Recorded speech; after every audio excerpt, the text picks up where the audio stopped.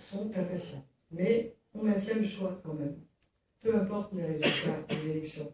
Non pas peu importe au sens politique du terme, parce que c'est vrai que ça nous rend quand même malheureux l'entrée du Front National massivement dans notre pays. C'est un autre sujet. Mais nous avons choisi l'intérêt général. Et l'intérêt général nous commande de ne pas céder, y compris en ayant lu ce qui s'est produit, et aux municipales et aux européennes. On continue la politique de l'offre. En revanche, pour répondre à cette anxiété des populations, le président de la République et le Premier ministre ont décidé d'aider aussi les salariés qui ont des petits salaires, comme j'ai pu le faire pour la fonction publique, et aucun parlementaire, ni de la majorité, ni de l'opposition, n'a râlé sur ce sujet-là, même pas dit ici. Parce qu'il y a un moment où vous, petits entrepreneurs, moyens entrepreneurs, vous avez besoin de clients. Et si on continue à mettre à genoux ceux qui sont les plus bas salaires et qui sont malheureusement à peu près 60% des Français, alors vous aurez aussi un problème de demande. Donc à nous d'équilibrer entre le choix de la politique de l'offre et la politique de la demande.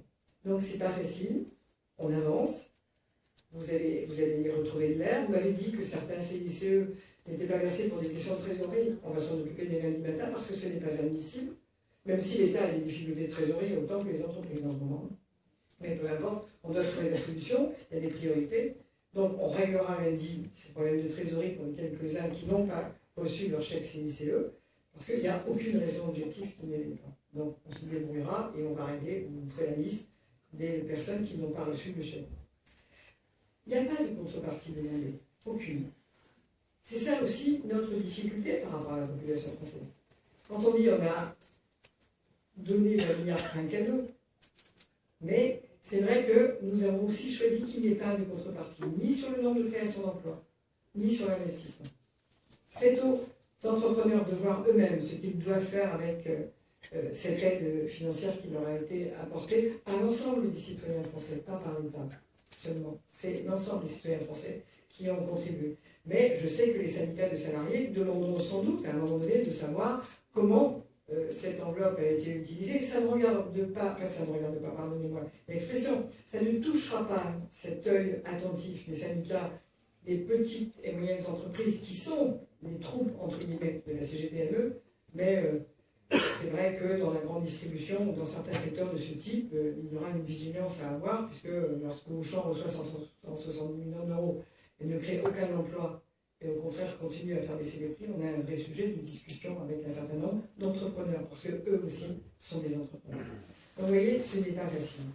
Et quand Guy Tessier dit vous devriez arrêter les 35 heures, ça fait 10, vous avez passé, nous, il y a 2 ans qu'on est là. Il y a eu 10 ans, Guy. Voilà, vous aviez le temps de le faire. Voilà. Hein? Donc, tu vois qu'il y a un moment, c'est pas facile à faire. Parce qu'il y a un équilibre à trouver dans une société. Et que si vous aviez tellement envie de le faire, vous ne l'avez pas fait parce qu'il y a un équilibre à tenir. C'est pourquoi vous avez choisi quelque chose qui nous a défavorisé, c'était la loi TEPA et les heures supplémentaires. Et c'est vrai qu'on a payé aussi le fait d'avoir arrêté la défiscalisation des heures supplémentaires, mais on en est parfaitement conscient, sauf que financièrement, on ne pouvait pas à la fois apporter 20 milliards sur le CICE et continuer à perdre les 9 milliards des heures supplémentaires. Donc tout ça se joue finement. Je ne veux pas dire que c'est aussi difficile qu'une entreprise de gérer l'État, mais c'est difficile. Et il faut toujours faire calcul de ce que je donne ici, de ce que je reprends là, de ce que j'apprends, et les recettes ont été inférieures. Parce que quand un pays va mal, les recettes de l'État sont inférieures. Donc voilà la situation telle qu'elle est pour les entrepreneurs. Moi, je ne suis pas le spécialiste du tout de l'entreprise, mais je crois qu'il faut qu'on travaille ensemble sur le dossier des retraites, par exemple. Le dossier des retraites, c'était quoi la difficulté de ce gouvernement? Bon, il y avait eu un premier projet qui avait été voté sous l'autorité de M. Fillon, et il nous semblait, nous en étions même sûrs, qu'à partir de 2017, et même dès 2013, on ne serait pas à l'équilibre. Ne pas être à l'équilibre sur les retraites, ça veut dire aller chercher sur l'argent de l'État, donc sur l'argent de l'impôt des citoyens et de l'impôt des sociétés, de quoi équilibrer les caisses.